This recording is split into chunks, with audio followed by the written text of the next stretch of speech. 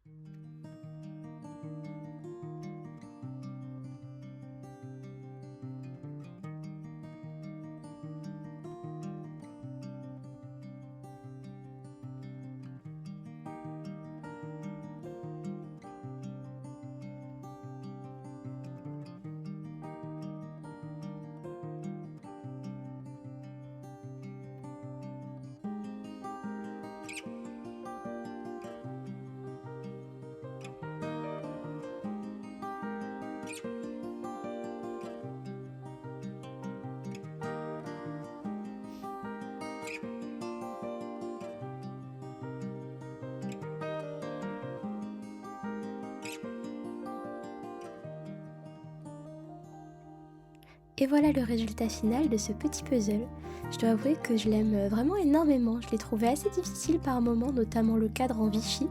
Mais en tout cas, je l'ai trouvé vraiment très agréable à réaliser et ça m'a beaucoup plu. Pour poursuivre mon après-midi, j'avais très envie de prendre le temps de réaliser un nouveau coloriage cosy. Ça faisait quelques jours ou même quelques semaines, je crois, que je n'avais pas pris le temps d'en faire un et j'avais très envie de m'y remettre, surtout que dans ce livre-là, il y a plusieurs jolies illustrations qui se déroulent pendant la période des fêtes et c'est donc l'occasion ou jamais, j'ai envie de dire, la période parfaite pour pouvoir les réaliser.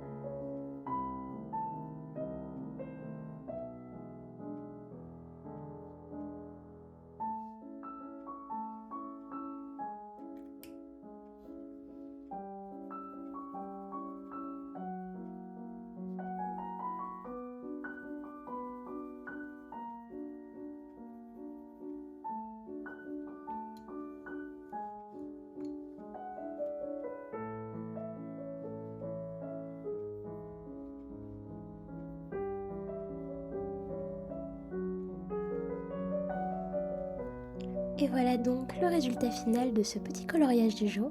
J'aime beaucoup le fait que je l'ai fait de manière un petit peu plus simple peut-être que d'habitude, mais en tout cas je le trouve vraiment très mignon et il me plaît personnellement beaucoup.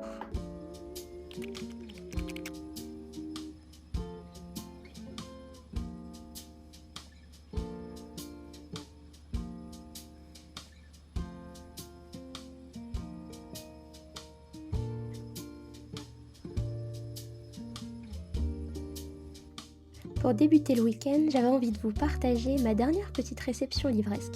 Il s'agit du roman Si tu as le bourdon, va voir les abeilles de Fleur Roussel et qui a été publié aux éditions City, donc qui ont eu la gentillesse de me l'envoyer. C'est vrai que c'est un roman qui a l'air vraiment très sympathique. En tout cas, moi j'adore pour le moment, tout simplement rien que la couverture et j'ai en tout cas très hâte de me plonger dans cette histoire prochainement. Je voulais également vous partager un petit achat de saison puisque j'ai trouvé chez Kiabi des petites serviettes de table que je trouvais vraiment absolument adorables avec cette thématique-là des fêtes. Je les trouve assez qualitatives personnellement puisqu'elles sont en coton et il y a même 10% de lin. Mais en tout cas, je suis vraiment fan des détails de ces petites broderies avec ce joli petit sapin dans un premier temps et puis cette souris avec sa jolie tenue comme ça. Je les trouve vraiment beaucoup trop mignonnes.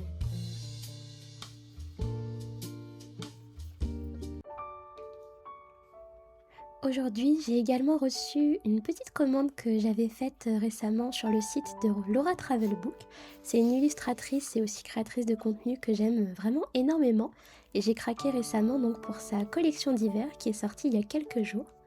Tout d'abord, je trouve que vraiment juste l'emballage, il est déjà magnifique avec le détail de toutes ces petites fleurs comme ça fait presque de la peine d'y toucher. Je pense que je vais d'ailleurs réutiliser quelques bouts pour faire une page de journal ou en tout cas pour l'utiliser dans les prochains mois parce que je trouve le motif absolument sublime.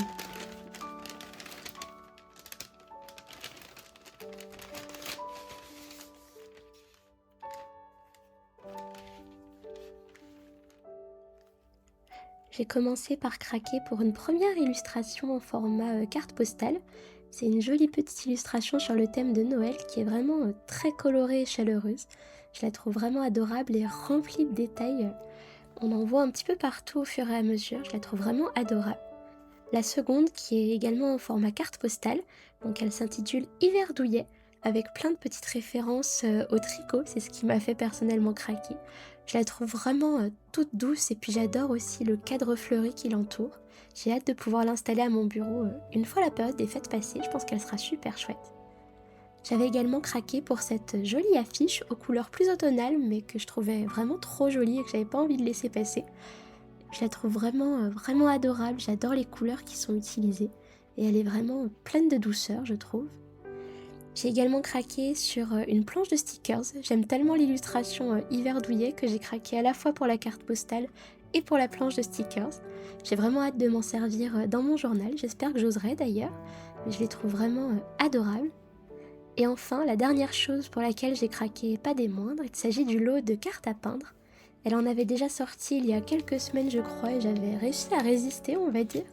Mais là, le fait d'en avoir de nouvelles aussi jolies, j'ai vraiment pas pu résister. J'ai eu très envie de tester ce fonctionnement-là et de pouvoir justement peindre ces petites cartes à l'aquarelle. Je trouve ça super chouette comme principe et j'ai vraiment hâte de m'y essayer prochainement.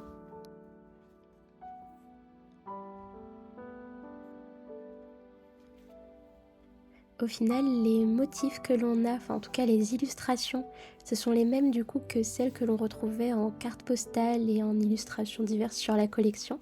Donc il y a des petits doublons du coup en quelque sorte avec ce que j'ai, mais je trouve ça vraiment si joli. J'ai très hâte de pouvoir m'y essayer en tout cas et d'essayer de peindre ces jolies cartes. C'est vraiment une sublime collection qu'elle a sortie et je suis très contente d'avoir craqué.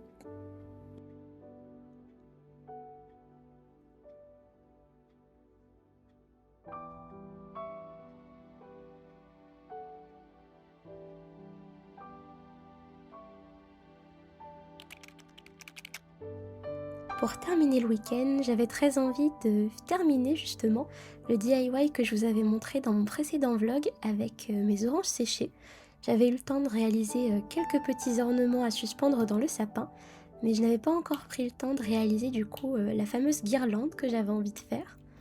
Donc je me suis armée de mon petit ciseau qui coupe vraiment pas très bien et ensuite d'un bout de ficelle donc pour pouvoir réaliser ma fameuse guirlande. Au final, je trouve que mes oranges étaient presque mieux, j'ai bien fait d'attendre en un sens, puisque ça faisait quelques jours là que j'avais pu les laisser reposer en quelque sorte à l'air libre, et je trouve qu'elles étaient vraiment parfaites du coup pour pouvoir être suspendues sur ma guirlande.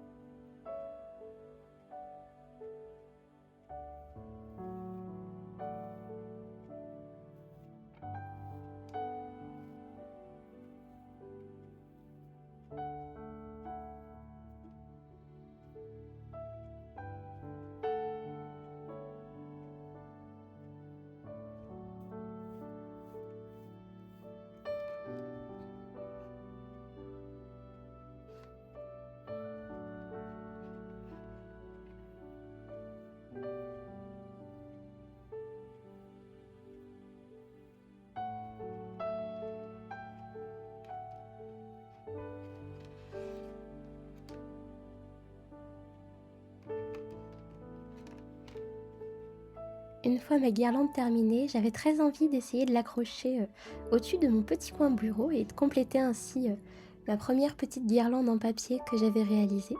J'ai pas mal réfléchi à comment j'allais pouvoir justement accrocher cette guirlande et au final j'ai opté tout simplement pour de la pâte à fixe.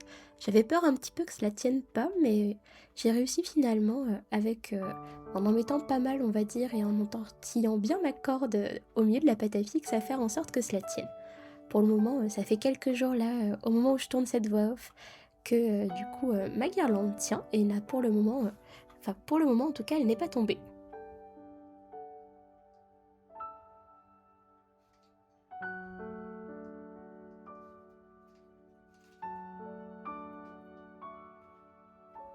Et voilà donc le rendu final de cette petite guirlande d'oranges séchées.